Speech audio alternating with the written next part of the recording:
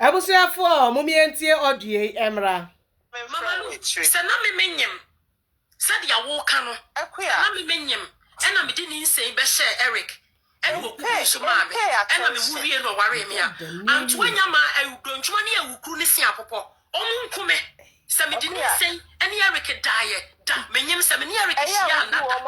Ensu we nyine nkume fa me man na ase. Na se nya no kura so ase ensu anyanta awuruku ehia pia ntwuma si apopɔ enkum fa wo man na ase. Wa boda mo wade na wo gi afri me ho.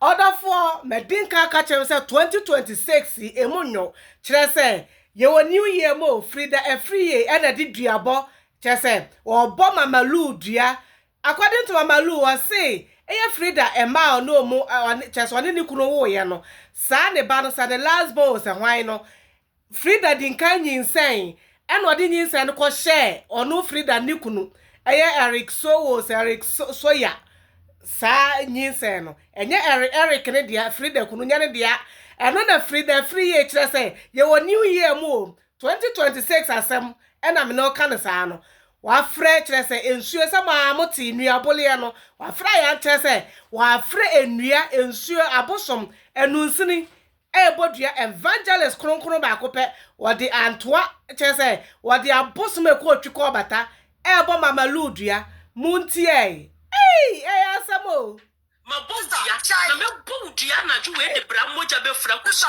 me bondia o ti fa wa ja wo general voice sister no jai na ma me ji afi me akuya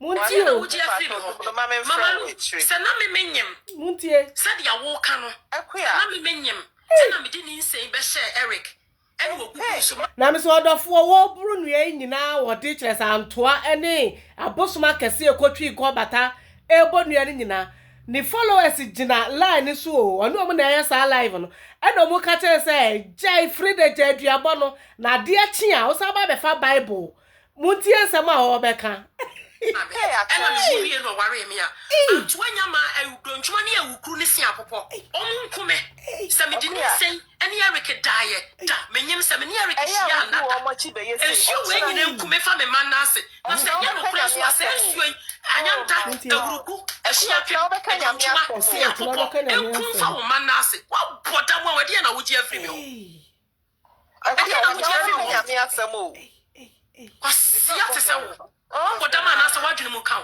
Mu gua apu isu na kwasi anto. Mama lu, se me ni mema 20 kura me kunu. Wa ankotwe ne kwati mu nsu anfa ngu ade me yadi gu me mu. Me ye feta. Me ye feta. Me kunu ankotwe ne kwati mu nsu angu wuro bem. Na me da ho ne yadi gu me mu. Ya wo ma ya asempane ne yede ma me o. Odi me na menye me na me wo ye. Me kuta nkwala anan. Abo wo fui wo dry te se wo. Mama lu, kraman te se wo. Oh, akuya.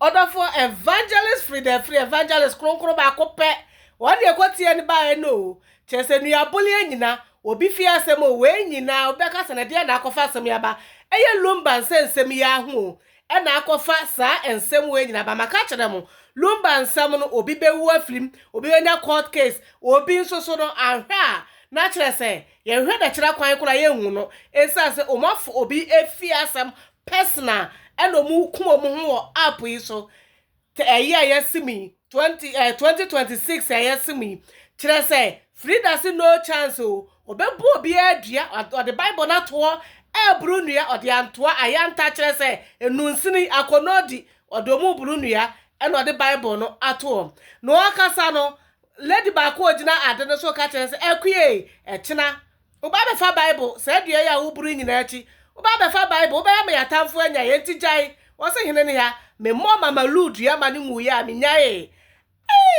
2026, me se mi dinka kachiremu. 2025 se, diemu huu ni 2025 na eke tuwe biyo. 2026 no, eye fire for fire. Chese boot for boot.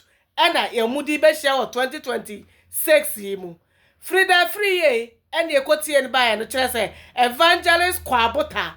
Eye nua kwaku Kristo na de saidi no ema no o se Freda kwabota evangelist kwabota esa so oni nyame asem ne so enko bia beka wi na ka de awrade asem na de kotu no na de kire se enieme wo bible mu na de toma ne nipa no we de nya Freda o so be fly yanta obefla konodi obefla kire se ensua kese apepe mu nyina wa frɛ abomamalu dua 2026 asem kwa